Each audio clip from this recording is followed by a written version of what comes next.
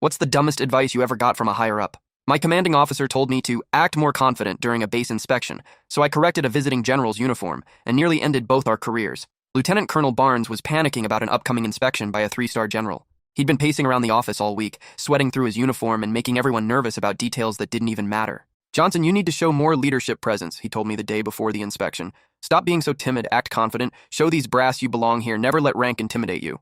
I was just a second lieutenant, barely 6 months out of officer training and still figuring out which fork to use at formal dinners. But Barnes kept insisting I needed to command respect and never back down from anyone, regardless of rank. "The general needs to see we're running a tight ship here," Barnes said, adjusting his own uniform for the 20th time that day. "Be assertive. Take charge. Show him we don't just follow orders. We lead." The day of the inspection, General Martinez arrived with his entourage of colonels and majors. Barnes was practically vibrating with anxiety, following them around like a nervous puppy and pointing out every single detail of our facilities. During the tour of our administrative building, I noticed something was seriously off about the general's uniform. His ribbons were in completely the wrong order, a pretty basic mistake that somehow everyone else was either missing or too scared to mention. Remembering Barnes's advice about being confident and never backing down, I stepped forward. "Excuse me, General Martinez, sir. Your ribbon rack is incorrect." The entire group stopped walking. Barnes's face turned white as paper. The general's aide looked like he wanted to disappear into the floor. You could hear a pin drop. "Your combat infantry badge should be above your ribbons, not below," I continued, pointing at his chest. "And your Purple Heart is in the wrong position according to Regulation 671, paragraph 2112. General Martinez looked down at his uniform, then back at me with raised eyebrows. The silence was absolutely deafening. "You're absolutely right, Lieutenant," he said finally, adjusting his ribbons with a slight smile. "Thank you for the correction. It's been a long travel day." But that wasn't the end of it. The general then turned to Barnes with a confused expression.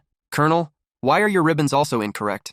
And is that name tape supposed to be crooked?" Sure enough, Barnes had been wearing his ribbons wrong for months, and nobody had dared tell him. In his panic to prepare for the inspection, he'd somehow made even more mistakes. "And your combat patch is upside down," I added helpfully, still riding the confidence wave Barnes had insisted on. "Sir," the general burst out laughing. "Colonel Barnes, this lieutenant has more attention to detail than your entire staff combined. I like him." Barnes got written up for multiple uniform violations during his own inspection. I got a commendation for exceptional military bearing and courage under pressure. Later, Barnes pulled me aside, looking defeated. "When I said be confident, I didn't mean correct a 3-star general in front of his entire staff. You said never back down from anyone, regardless of rank," I reminded him. "You also said show them we don't just follow orders." The general ended up requesting me for his staff. Barnes spent the next month getting remedial training on proper uniform regulations from a master sergeant who seemed to enjoy making colonels feel stupid. Word spread quickly around base about the lieutenant who corrected a general.